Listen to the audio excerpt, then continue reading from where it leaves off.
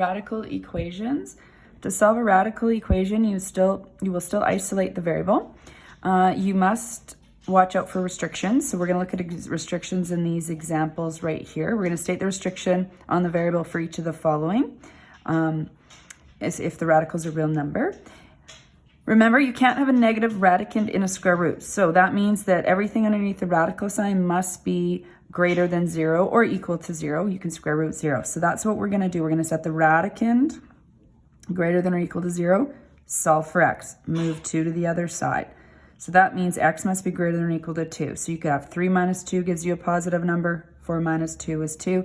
If you chose a number smaller, like 1 minus 2 would equal negative 1. So that's why you can't have that negative radical. So that's why your restriction is x is greater than or equal to 2. Let's try another one. Set the radicand greater than or equal to 0.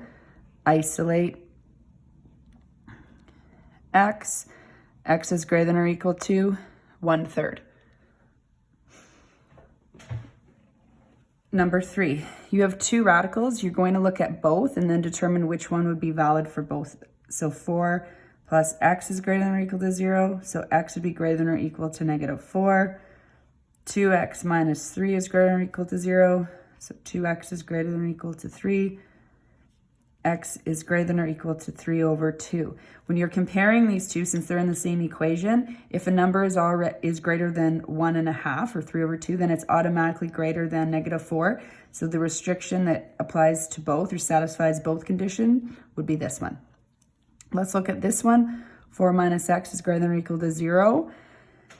If you move the 4 to the other side and you still have your negative sign here, you need to remember that if you divide by -1, that the radical inequality sign switches. You could also just choose, if you're looking at this step, to just move the x over, but then rewrite it so that you see x first, and you get the same answer both ways.